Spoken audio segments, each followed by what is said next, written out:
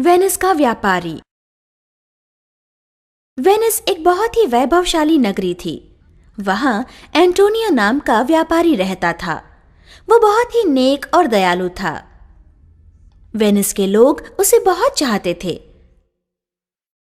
लेकिन शाइलॉक उसे पसंद नहीं करता था। शाइलॉक लोगों को बहुत ही ऊंचे ब्याज पर पैसे उधार देता था और शाइलॉक को इस व्यापार में एंटोनियो से नुकसान हुआ था। एंटोनियो ने शाइलॉक का सारे लोगों के सामने अपमान किया था। शाइलॉक अपने अपमान का बदला लेना चाहता था। बसानियो एंटोनियो का गहरा दोस्त था।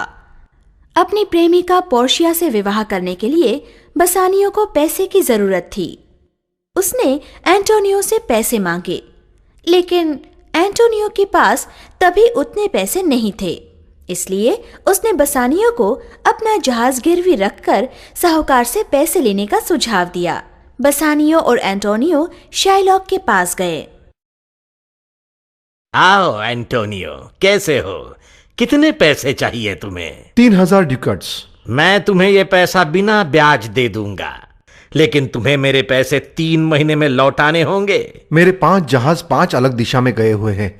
जैसे ही वे जहाज वापस आएंगे, मैं तुम्हें तुम्हारा पैसा लौटा दूंगा। ठीक है, लेकिन अगर तुम्हारे जहाज नहीं लौटे और तुम मुझे 3 महीने में पैसा वापस नहीं कर सके, तो तुम्हें मुझे अपने शरीर के उस हिस्से का मांस देना होगा जो मैं चाहूंगा। क्या तुम्हें मंजूर है? मैं इसके लिए तैयार नहीं हूं। बसानियो, गुस्सा मत होना। मेरे जहाज जल्द ही लौट आएंगे और हम इसे इसके पैसे वक्त पर दे देंगे।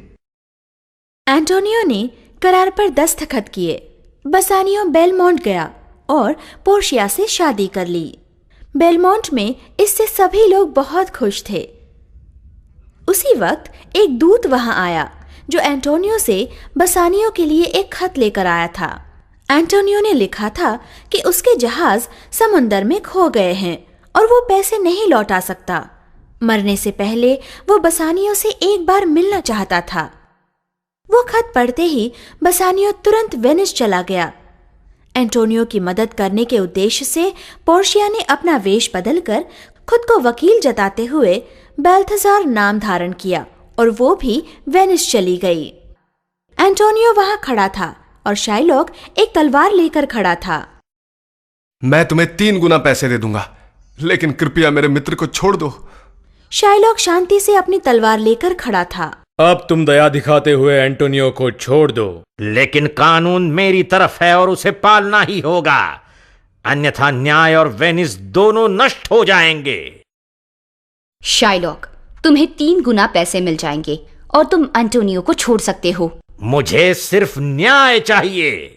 ठीक है, तुम एंटोनियो के शरीर के किसी भी हिस्से का मांस काट सकते हो। धन्यवाद।